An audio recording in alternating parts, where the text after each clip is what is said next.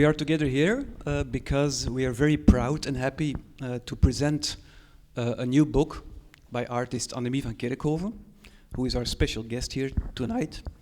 And our second special guest here tonight is Maxim Preaux, who is a master student in graphic design, who together with Anne-Mie collaborated on this magnificent book, Veerkracht Thuis, a very current title for these heavy days, Elasticity at Home. A book combining notes written by Anne-Mie during the last more or less decennia, combined with drawings and collages, and brought together in one book by Maxim Preaux. And in order to release this book tonight, we're going to have a short conversation with the two main authors of the book, the conceptual author Anne-Mie and the visual author Anne-Mie together with Maxim. This conversation will be very informal, and I hope that you have questions as well, so please feel free to think about that. To give a short introduction, the book launch was actually the first thing in our minds. Then we thought that it could be interesting to combine this book launch or to organize it in the same period when Anne-Mie was having her exhibition in Zeno X Gallery, which is now ongoing in Antwerp, and which is a really great show, also surveying several decennia of her career. And last but not least, with the book and the exhibition at Zeno X Gallery, we also present a representative selection of printed matter made by Anne-Mie since the mid-70s until today. And I think the three things together, the printed matter, the book, and the exhibition at Zeno X, give a fantastic portrait of an amazing artist who the last years have been working in a very personal, radical, experimental way, and I feel is now being discovered by a broader audience for the first time. As I know it, as I feel it, Anne-Mie has always been an artist, well known between artists and graphic designers, but not so well known with the larger audiences. I think these days will be changing that perception. Looking at the press attendance you have for the exhibition at Zeno X, there's still some place out. You can come in and have a seat. We can feel that a lot of people are very interested in how Anne-Mie has been pioneering in digital art, in feminist discourse, in making a very critical position against certain powers in society. And a lot of people, and I'm one of them, feel that today her work maybe is even more topic than it has been in the last decennia. So we're very proud and happy to have you here, Anne-Mie. Also, we should notice this, that Anne-Mie is an alumna of the Academy. She studied here graphic design in the early 1970s, that is. Whereas, I have some feedback here, maybe. Yeah. When we not use the phone, maybe switch it off for the feedback. Yeah. Okay. The beautiful symmetry today, I feel, is that while Anne-Mie is an alumna of the graphic design department, Maxim is a current master student. And to bring those together in one book, I think, is a very beautiful situation. So let's do first things first. Anne-Mie, this book now is released today. Don't forget to take your free copy when you leave the room if you don't already have it. We're very happy that we can present this book for free as well. That was your wish, Anne-Mie, that this book would circulate among as many people as possible.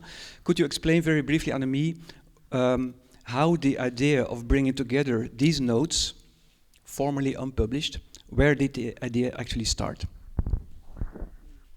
Yeah, it is so that for 8 years I had a seminar in the KASK in Ghent. I was a teacher there, and it was a discussion and reflection program. And in the beginning I had been looking at texts of other people and films and everything. And in the end, the last of the years, I now and then... In the last years, I also now and then cited out of my notations that I made the last 40 years. And I saw there was it was sometimes of very much help for the younger artists, so that they should not invent 2 times the warm water, like we say.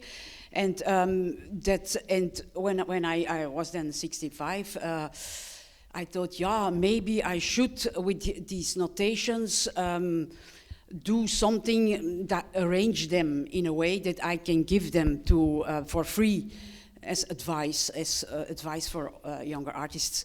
And in the beginning, on my computer, I made some kind of a dialogue between the younger artists, the artists of middle, like the baby artist, just coming from the academy, and then younger, and then not so young anymore.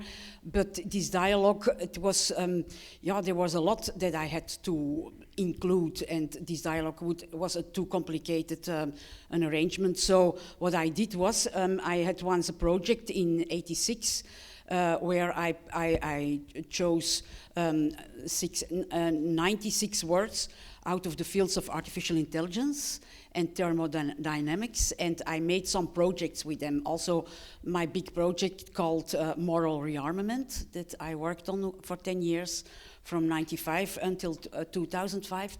And I thought, I'm going to take this list of words, because they make a lot of sense to. It's not special words, you know. It's just words that are just words. Anyway, what I did was I also what I did was I had these words, and to each of the words I attached one of the quotes. Sometimes they're long, sometimes they're only 3 words, and so. But anyway.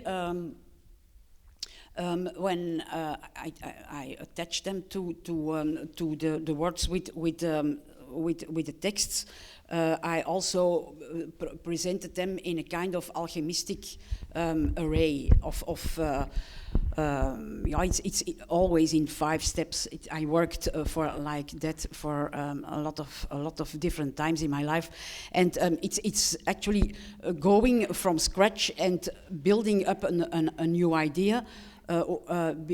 After that, you destroyed everything around you, and and then you can turn lead into gold, and that's how I proceeded. And I worked actually 2 years on it to make this whole list of 96 work. And because I changed it, and it had to also to make sense, also that it was a bit biographical as well. And then we are speaking about 2019, and I had an intern from the KASK in Ghent, and she, the girl, Julie de Kezel, she for 2 months she had been looking at the text if there were things that were doubled, or that things that there were actually. Pieces of the text that were incomprehensible, because I tend to be sometimes very abstract, and it took her 2 months, and then it was the end of 2019, and then I was going to start to find some kind of a collaboration with someone, because I wanted really these texts to be given for free. So with Danny de Vos, my husband, we thought, maybe we start a blog or so, but it didn't work for me. Because I thought, maybe I then in the beginning, I've done the Flemish one, and then we add the English and on, but it was not concrete enough for me. And of course, then it was COVID. And what I did then was I just printed them out on the printer, and I made because I have stacks and stacks of old A4s of prints that I made too many, and or just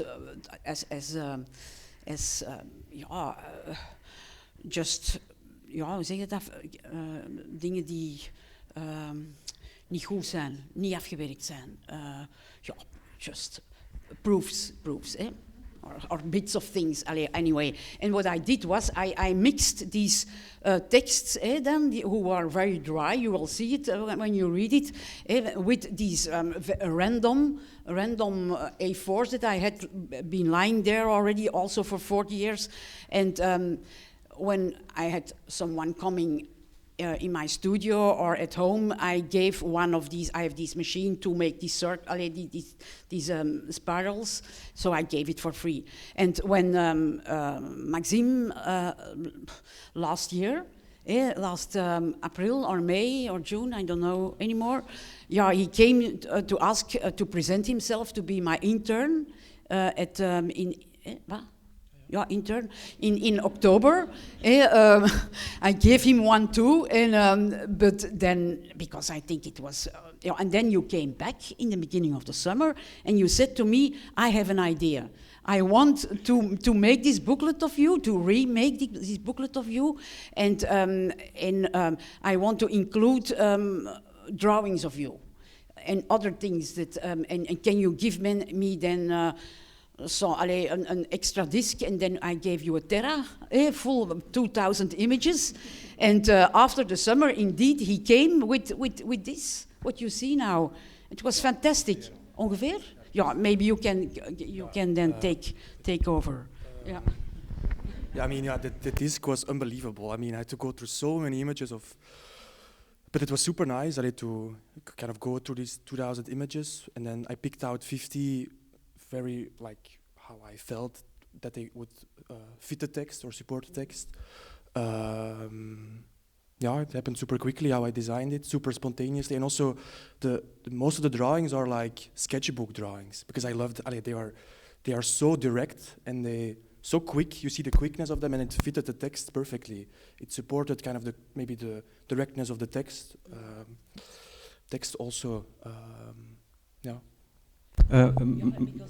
I also wanted to say, which was also very special, that he chose himself, like, to put some of the text small and some of the text very large in your face, and so that was very unexpected for me. I never would do a thing like that, so it was very, very experimental. I mean, yeah, the texts are quite like dense or quite not easy to get into, and then that's why I chose this form, which is kind of a bit too big, but I like that the text is a bit too big, and that you can also easily enter the text and make notes, and that's why I chose that, because the words in itself are already so beautiful. Sometimes they're just a page with one word. I really like that, a page with one word. Yeah. Maxim, why in the first place did you decide to do your internship with Anne-Mie? What did you know about her work, and what made you actually going to her and present yourself as an internship? I first saw your work in the MUCA, I think when I was like 17, 18. I just started doing art, so it was very shocking to see that like one of the first exhibitions I saw in the MUCA. And then, I started studying here, graphic design, and then I've always been intrigued by how you studied graphic design, you are a graphic designer, but you are also you've always been in between art disciplines, and it's something that fascinates me, because it's not how I get taught here in the school, because I am a graphic designer, or you are a painter, or you are a sculptor, but there's also somewhere in between that for me the most interesting thing happened, and I think you are a good example of that, and I think that's, in terms of your practice, why I wanted to do it with you. Next to the visual aspect also, how experimental you have been with design, with typography, with drawings, and how it kind of all becomes one world, I think that fascinates me a lot. Also seeing from the perspective of a designer, but also myself as an artist. I don't know, it's difficult to kind of explain it or to find a word for who you are, or who I am, or who you are, I think. And that's why I picked you, I think. And not to become anecdotal, but how did you meet? What was your first encounter like? Was it like a happy meeting, or was it like, took it some time to get acquainted to each other? I think it was quite spontaneous. I mean, I just mailed you via your website. I mean, that's how you should do internships. I don't know how else to do it. And then we had a cup of tea, I think, at your place, and then I just showed you some of my work. And I have to say that I was of course very surprised when he came in because he's kind of, he was very big, tall, blonde like some kind of a movie star, actually. Yeah. And I thought, what I didn't understand it very well. And my assistant Sergeant is here too. And in the beginning, you are a very nervous person, eh? Because sometimes in the beginning I said, what's the problem? And are you so nervous? And I said, no, I have ADHD. I'm very you see it in the book, I think, kind of my, like a bit nervous, thick So side. with the result, of course, I'm also very, very nervous and tense. So it was always mostly 2 hours that we were together. And then I had to, Sergeant, that was the...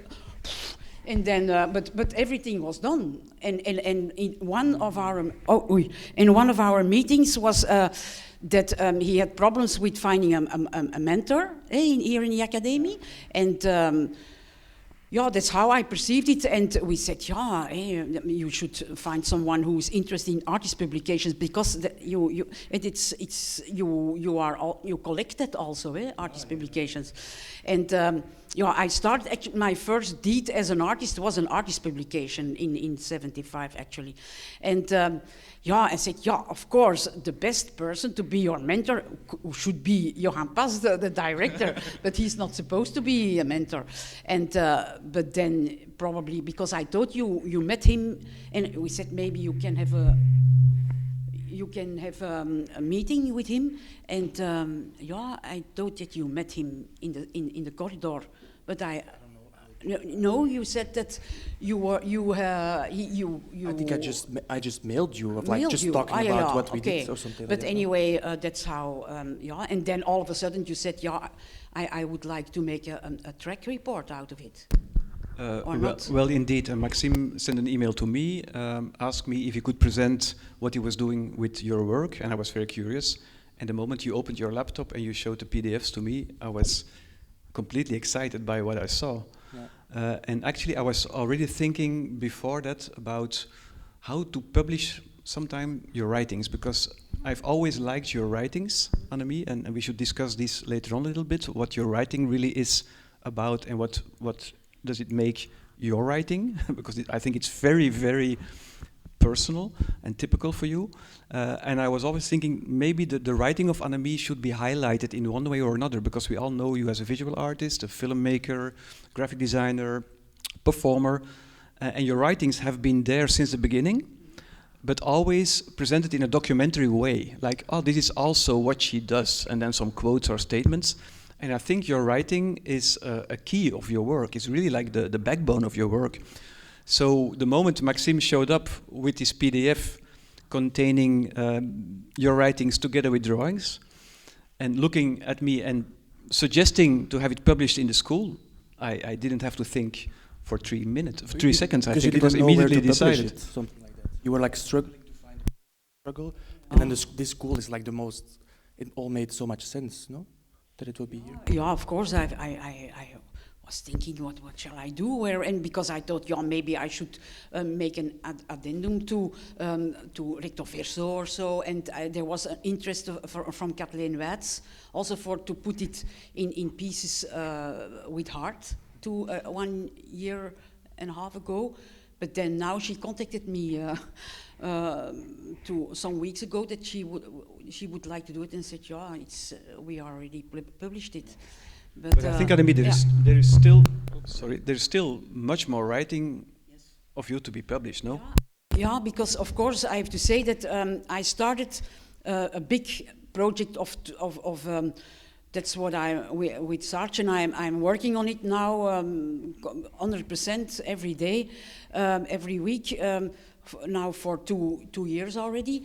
But it's a project that I started in the beginning in 2012, actually, because what I wanted to do is show my work, make an artist book with works, and then add all the texts to it that are coming before, on the moment, and after that. Because it also explains why you are making work, and it gives it also a social and een maatschappelijke context. But in the end, I started 4 or 5 times again because it didn't work the way I wanted to do it, and then I had help from Menno, a friend of me from the Groene Amsterdammer in Amsterdam, who came to help me, and we then decided at a certain point we will take the 33 women series that I made during my career as an artist in the art world, because it started. I started making works around with women series from the moment I started to work with Frank with CNOX. Actually, this confrontation with the art world, and I stopped with the 33 then. When I had, it was in 2016 that I had these big overview exhibitions in Germany and here in Mücka. And yeah, that's actually at Stramien. I don't know how you say that, the backbone of the whole thing. And now we are finishing the 13th chapter. We have still 20 more to do, but actually the chapters from the 80s until the half 90s are the most difficult, of course, to arrange and to make to make sense out of everything that I made, because afterwards we have the era of digitalism and that it makes things. But we did because Saartje, she, especially for the project, she started learning InDesign, because I know Quark Express, but I'm not I wanted to do it together with Saar. And it's very important that she also is not a graphic designer who works faster than light, you know. It was because normally when you do a book as an artist with a graphic designer, there is some kind of a very strict way of working, and actually we wanted to be a self-organizing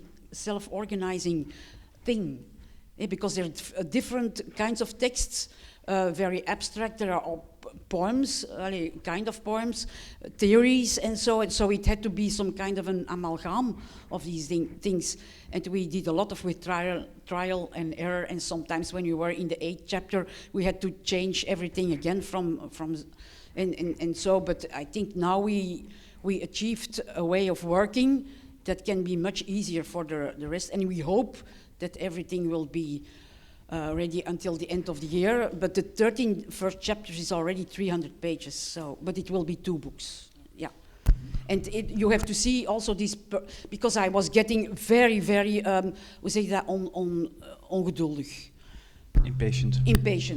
And that's why I decided to do this project, and it's fantastic. It's a gift from heaven that it's now here, and that I met him, and that he is so enthusiastic about it. Anne-Mie, you mentioned that you wrote these notes in the context of being a teacher at the Casquent, and that you actually wanted young artists, designers, to provide some information, inspiration, ideas, context. So it's a bit like a manual, more or less, between brackets. Maxim, you're an art student now. I suppose as a designer you also read the text, more or less. Yeah, a lot of times. Can you actually receive the message, or did you receive the message that Anne-Mie, as a mature artist, experienced artist, sends out to a young artist like you? How does the text bridge the gap between you as a younger and a more mature artist in different conditions? I mean, one thing I remember that you often told me is like to not be afraid. I often say it to you, like, I'm afraid to do this or I'm afraid to do that, and then you tell me, oh, you shouldn't be afraid, you have to just do it. Maybe that's one of the most important things I got out of you, but also got out of the book, to kind of, as a young artist, not to be too stressed or not to be too, afraid of what's gonna happen, or who you are or what you are becoming. And I think there are a lot of points in the book that refer to that. I mean, I don't know what else to say. I mean, it's. I think what's nice about the book also is that you have to read it. You can keep on reading it like endlessly, because every time you're reading it, you kind of get something new out of it. And that's also how I designed it, to kind of not necessarily read it in one time, but also read it step by step and take the things out of there that you can understand for you as an artist, or I think some things will never be understood by me, and that's also fine. And it gave me a lot of, to kind of read the text, I mean, maybe 10 or 20 times, it gave me some sort of, like calmness or less stress about the future, yeah. Maxim, another question for you. So Anne-Mie was very generous in handing you not only 96 texts, but also a disc full of drawings and collages. How many items were on the visuals? How many did you give? Hundreds? 100. Okay. Danny, how much? I don't know. Hundreds, maybe, I think? More, yeah. 1,000. 2,000, okay. How actually then did you decide what image to include? Because it seems like an enormous job. Yeah. And my second question would be then about the materiality of the book, because the book is large, as you already explained. It also has a silverish soft cover, which is, I think, very specific. Can you elaborate a little bit on your decisions, maybe in detail even, on how the book looks and feels? But first, the selection of the drawings. I think the first thing I asked you, Anne-Mie, was to find a way to do unpublished drawings. I liked that I could show, because I think a lot of the books, a lot of the sketchbooks, I think a lot of them are never been seen by other people.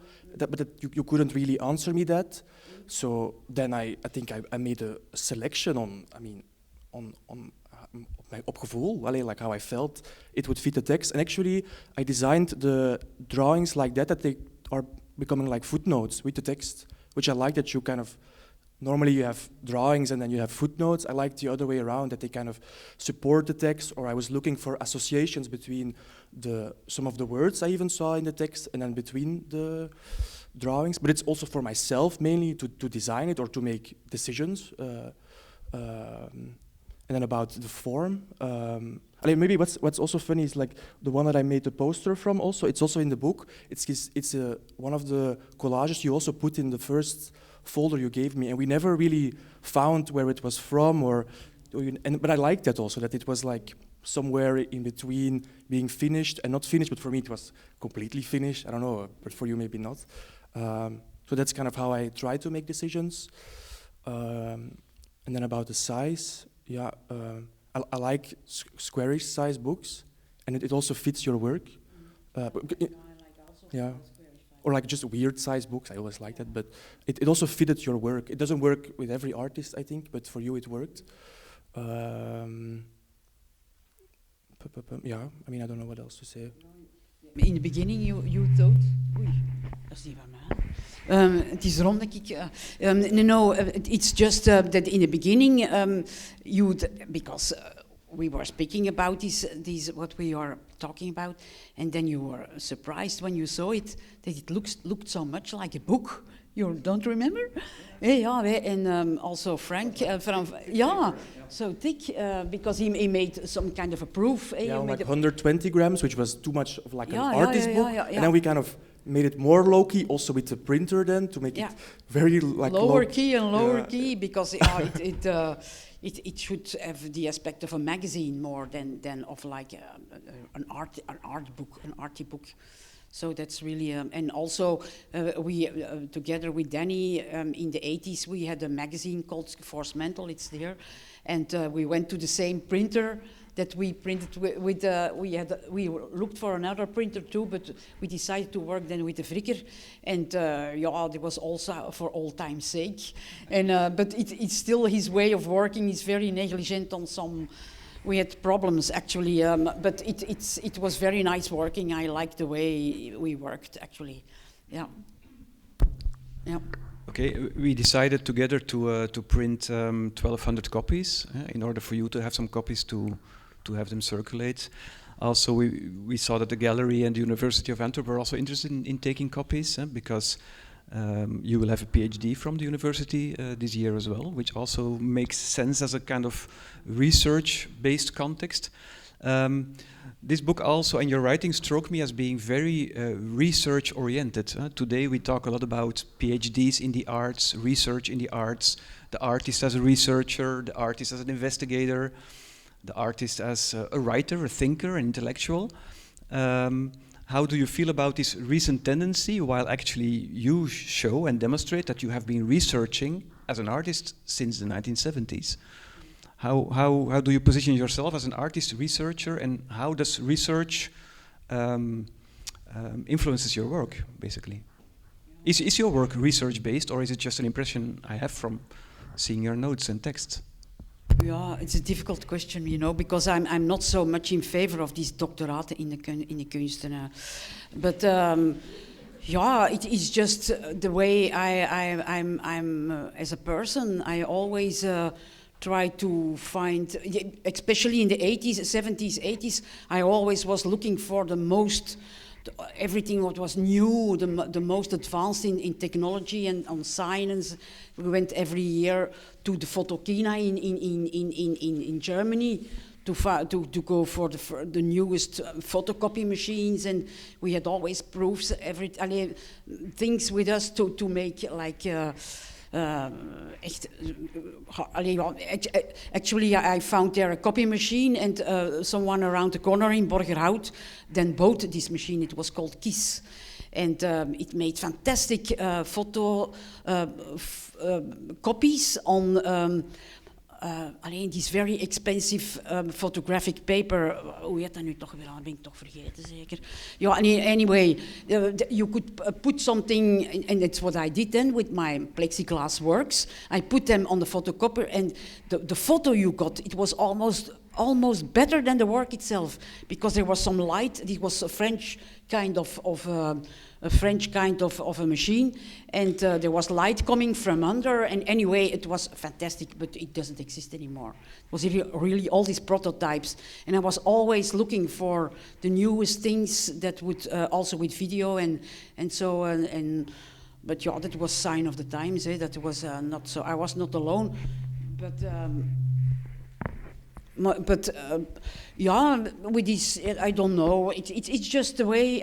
Also, when I started as a graphic designer, yeah, I didn't know actually that there was higher and lower art. I only knew it when I was 40. I started working, teaching in Ghent, in the academy, and that's where I found out that like graphic design is low art, and you have free art, and so. But I always felt free also with graphic. It's free art, and they call it vrije kunsten, and so I don't. It's still how it's structured now. Yeah, I mean, and we have a lot of discussions about it. And I never. Because when you go to China or to Asia, there's no that is everything. Also, every rock and roll artist is a graphic designer there. They all do graphic design, and so there is no difference between low and high art, and it's just is it by coincidence? I don't know, but it's just when I left the academy here in 1974, I became a cook in a restaurant here. In Preaux, 3 days a week, because then for the rest I could work for myself.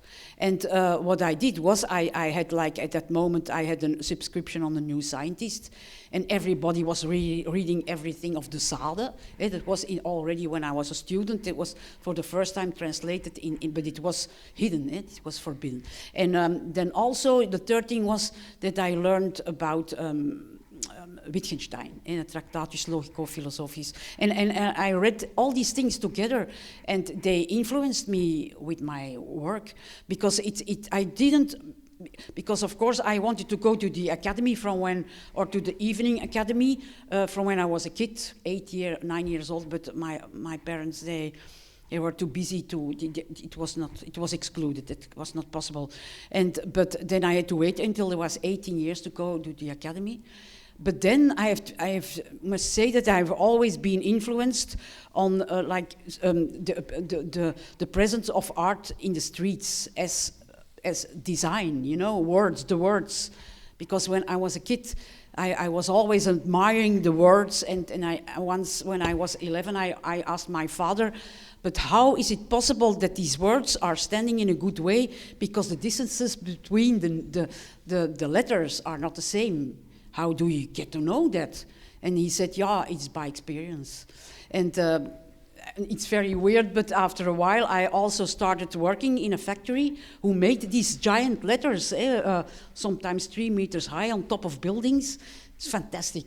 And yeah, and in the beginning, when I became an artist, the only places where I could show my work was in hybrid places.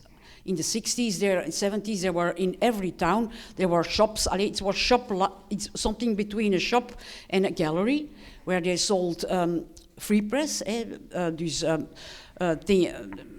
publications made by artists, also multiples, also like music, muziek concrète and all these things.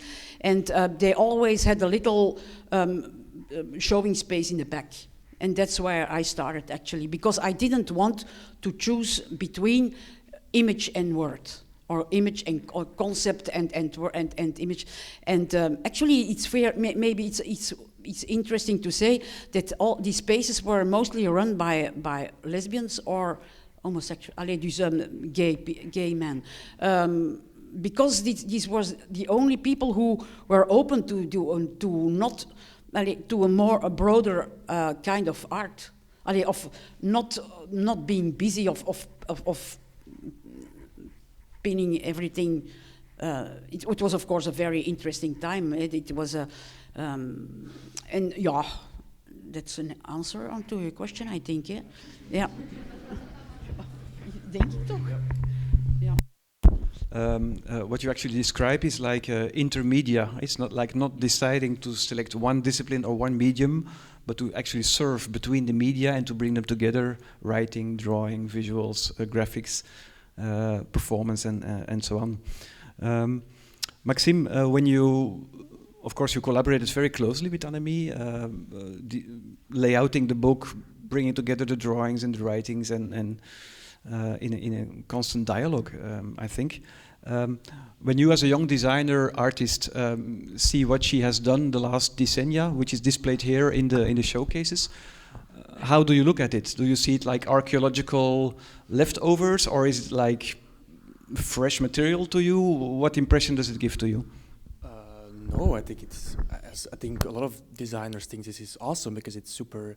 There's a freedom in how she designs that a lot of designers now miss, and it's mainly because of the tools we are taught, which is InDesign and Photoshop. They're so limiting to my design practice, although they are super interesting also, they're also limiting. And to see kind of also how you produce some of the, for Spontaal, for example, you showed me that you made it on like millimeter paper and then scanned it again and printed it again. For me, it's super relevant. It's still super relevant to see this free way of approaching design and not this stuck-up way of making like a lot of art. I mean, I'm not the biggest fan of a lot of art books because for me they're just made in some sort of a system which already exists and which just repeated with every artist, while I think every artist can make super interesting books linked to their practice. I mean, that's how I see this type of works linked to your works in ZenoX now. It's super interesting to see it together. Yeah, I mean, I think we need now a new way of approaching design, which is not a stuck-up way. It's a free way, like Anne-Mie did it. Yeah. Do you really think nowadays the computer and the programs that designers use limit creativity? Because sometimes it depends. I think because I'm also like for this book, I made like a very big research book made on Photoshop. I mean, because I always avoided Photoshop for 3 years because I thought it was stupid, but now I think it's super interesting. I tested out all of the filters, literally every button I tried, and then I made a book out of it. And so the cover is also a bit weird, Photoshop, and then it's scanned. And it was, So I mean, I'm not saying it limits you, but at least we should like challenge it because it's a tool that has been made for us by other people, and then we have to work with it. While a painter doesn't have that. He has his own tools, while I am a bit stuck, but I think there are just ways around that I think every designer is challenging that. then I think then good books can come out of that if you try to challenge that. Maxim, I also know you not as an interesting graphic designer, but also as an interesting visual artist, making beautiful drawings. Last time at the art sale here, I bought your little artist book with the sketches and the drawings in. How to you does freestyle drawing relate to graphic design? The question we already asked to Anne-Mie. Are you able at this moment to bring these already together in a productive way, or are you still struggling a little bit in trying to combine them? Yeah. A struggle. I don't know. It kind of happened, and in the first year I was so, in the second year also so. I had like 2 juries, which is a jury of drawing and very free work, and then a more limiting space. But then in the third year I really discovered how to bring it together, and it's super fun. And I became a bit maybe arrogant about it because I got a lot of remarks on it, like, why are you doing that? Why are you making drawings? Or in the other way around, why are you making design work? Well, for me it makes a lot of sense. I mean, why I do that? I mean, I shouldn't justify it, but I mean, it has been a struggle in my department, which I think it shouldn't have been, because I got this remark a lot, like, you are not a designer. Well, I was like, why do you even say that to me?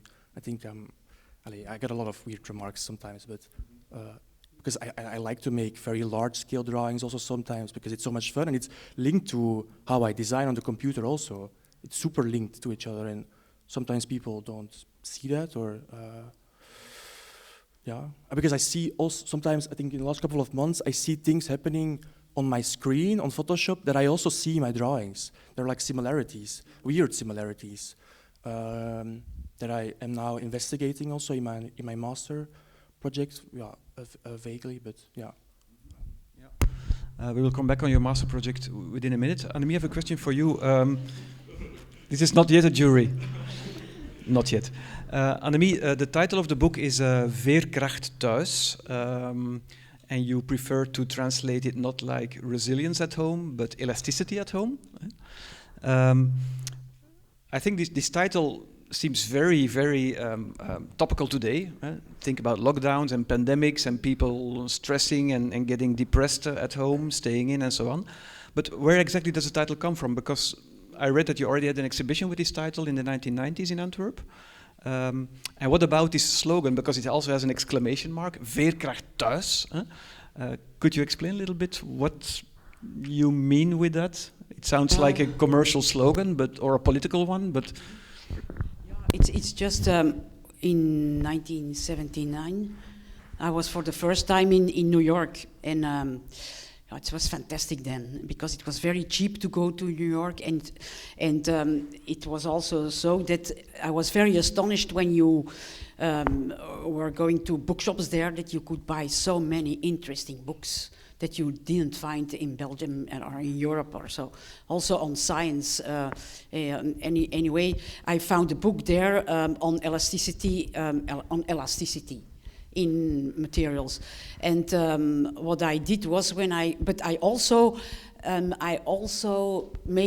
was influenced by it, but I also bought like 3 books of these series of talking about Deleuze in Guattari, and anyway, when I came home, because I was already, of course, when I had, from 1977, I made my first computer movie here in the university in Antwerp, and it was to support the doctorates thesis of Luc Steels, who was a doctorating in knowledge representation, and it was the computer simulation of a parser. So these texts were very, very in depth of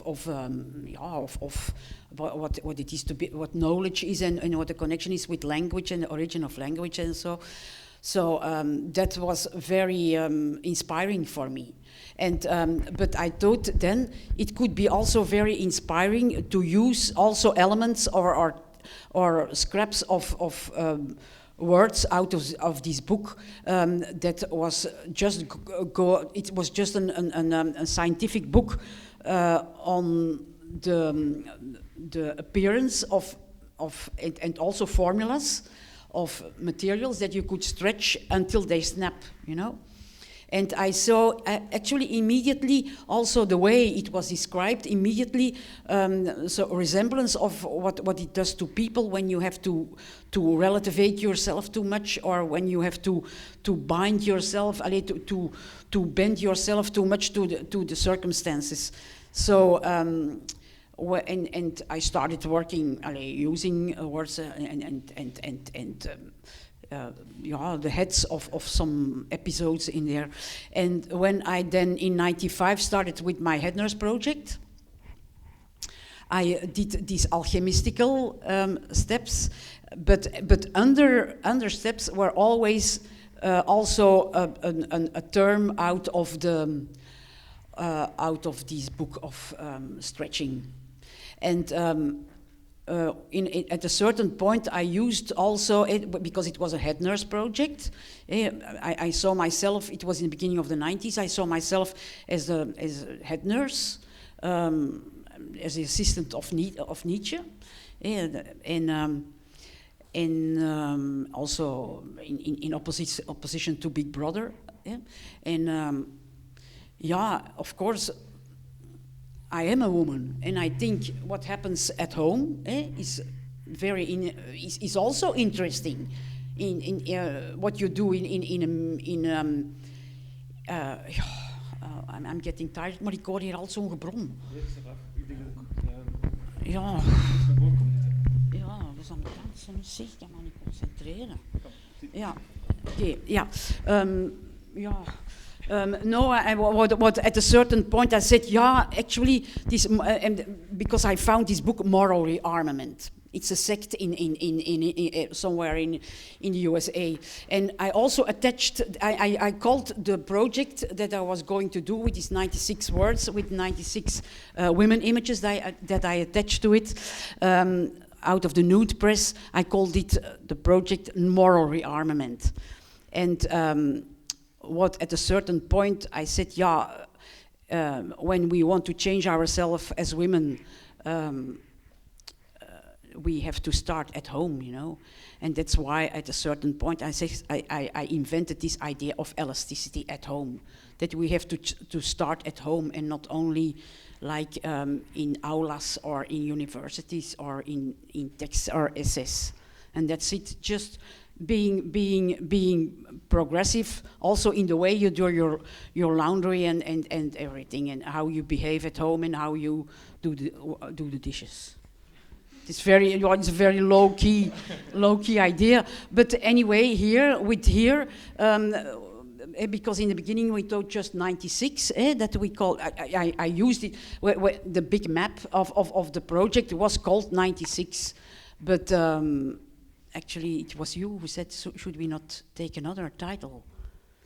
I don't remember. It's called 96, Duiding en Beeld. Oh, like a very boring title. Very boring title. I think, Anne-Mie, you said it was a boring title. And I was like, do you have another suggestion? I gave it a very boring title, but then I said, of course, it is about elasticity at home. Especially now, because everybody is working not from an office anymore, but at home on his computer. And that's it was very kind of evident to reuse this term again. Voilà. Yeah. Oops. It does make sense that way, absolutely. One of my final questions, Maxim, again to you, is you're also interested in your research or your creativity in alternative typographies like football fans having their own visual language and so on. And if I'm right, you are or will be doing research on that kind of spontaneous typography used in sports and so on. I like banners a lot also. Banners, it's super fascinating how... Can you explain a little bit what you like about those banners and how you will employ this? It's super direct language, and it's kind of also very, how to say it, like... I don't find the right word, but it's... Ja, zo... Nee, ik weet het niet, maakt niet uit.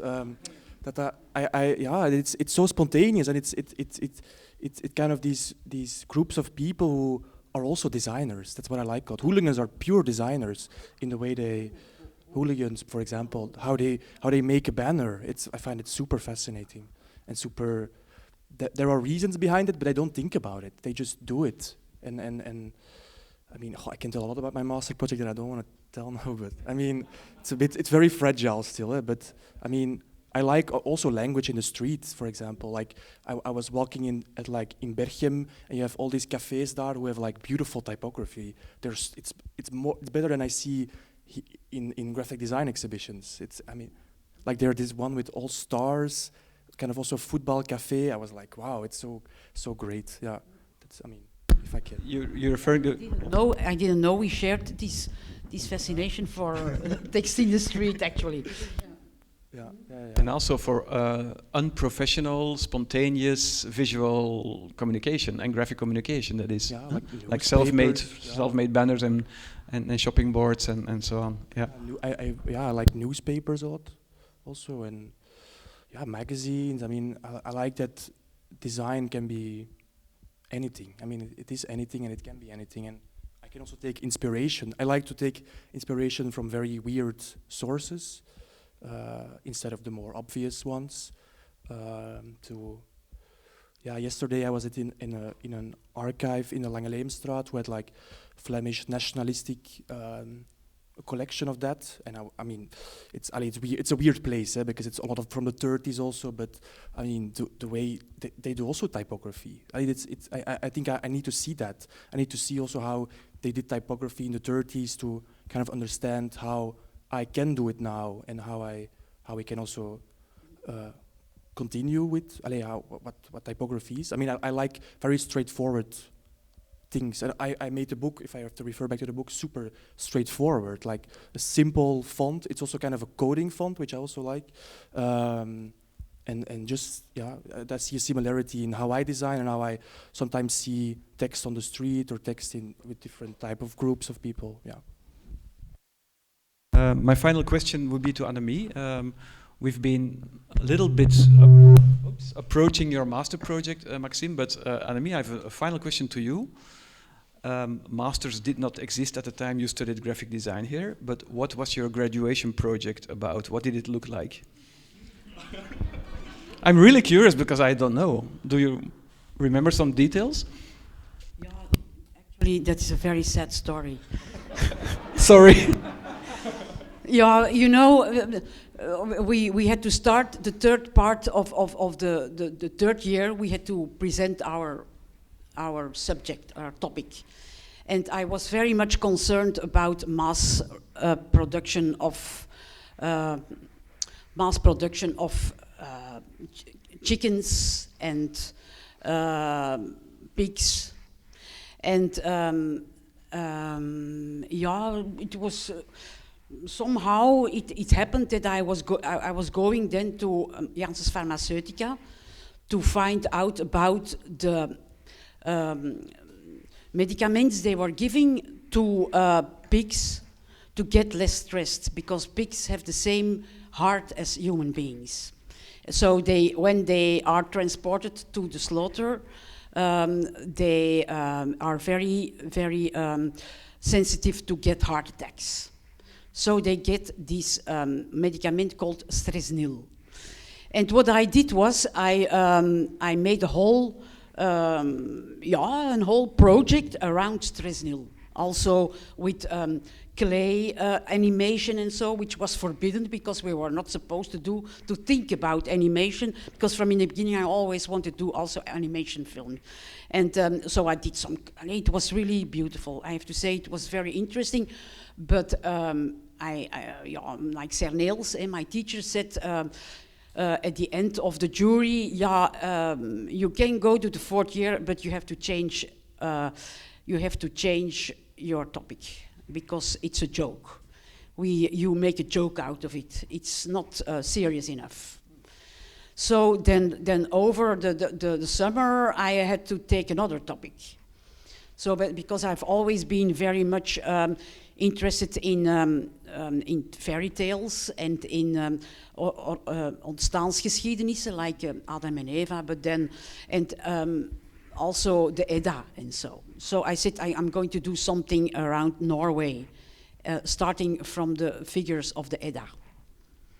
And that was not, it didn't turn out well. actually, because I liked, of course, it was very interesting, but the time was too short, and there was another, I think, a half Polish artist who the year before had done something also about, and he was a Scandinavian, you know, and he did something, he did a fantastic project about Scandinavia. So, and Neil said, yeah, you have to be, you cannot do better than him. So it was, anyway, it was not very, I didn't have a good contact with my teacher. So I ended up just, they wanted to get rid of me. So I just had enough to get that I wouldn't stay longer. So it was not so nice, no. Yeah. Okay, luckily you managed to become an important and radical visual artist. Sir Niels was wrong, and so was your jury. Okay, thank you for your stories. Now I look to the audience because there might be some questions or things to be shared. Yeah, please yell very loud and I will repeat the question. Now you produce again a book and you have already made some other very nice books, but you are also interested in artificial intelligence. Yes. What do you think is the future of the book? Because we are all going to the etheric things and we are all going to the internet and everybody has these nice iPads, but the hard copy is very nice. Do you think there is a future for that, or how do you see that? No. I think what happens now is already showing us that a lot of young people, they are really reinventing the whole thing, you know, coming from all these design programs. And because the intern I had before, 2 years ago, was from Singapore. He's back in Singapore, and he's also a graphic designer. But he studied like fashion in St. Martin's in London, and then he came like to La Cambre, and I still have contact with him. And he actually stayed 1.5 years. He kept coming back. So. And he's also like addicted to artists' books, and I know a lot of, and he has a lot of friends. He has also a blog, and there's a lot of young artists who are really into artist publications and so, and making them again. And I don't think the two things can exist together. But I because think in the beginning we talked about having like a QR code for the English translation. We were both very mad about that because QR code, it's like stupid. I mean, to have it online, I mean, it's so nice to have it printed in, definitely also in times like this, to have it physically in your hand. It's so different than having it online. There's, it would really hurt me if books will disappear. It's impossible. I mean, I don't know, like. What do you think about it? I think the book smells great, you know. And digital doesn't smell. So the ink of this book, really, when the books arrived and we opened the boxes, I don't know, is it the black of the cover? It smelled very spicy, you know. So people, when you take your book home, please smell at it because it's a terrific smell. Well done, Maxim, the smell. Okay, yeah. Good. So the book will die and will go on forever. That's actually what it is. Long live the book. The book is dead. Yeah. Any other question or remark to be shared? Yeah? In which way does coincidence influence your work or your collaboration with the book? Was that clear? The question about coincidence in your work and in the book, yeah. Yeah, coincidence is a very active agent in my career and my. But actually, coincidence, you make the coincidence. You know, you can really steer things and make it possible that coincidences occur. You edit the coincidence. That's super important. You can just do whatever you want, but then you need to edit it, and that's also how it went. Yeah. I think how the drawings and the text come together. It's all about editing, no? Editing your own coincidence, or not? I mean, I don't know. No.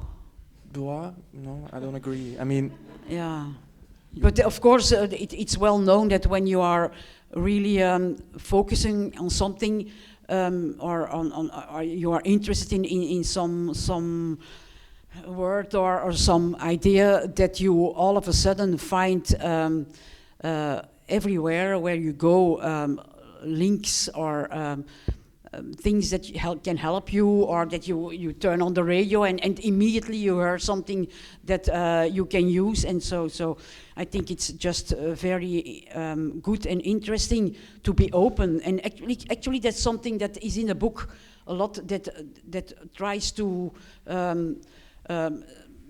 explain that you have to, how you can stay open for things and sense them, because of course the coincidences are there always, but you have to see them and to use them. Yeah, it's a good question, but complicated to answer. I still have time for a final question, maybe? Not really?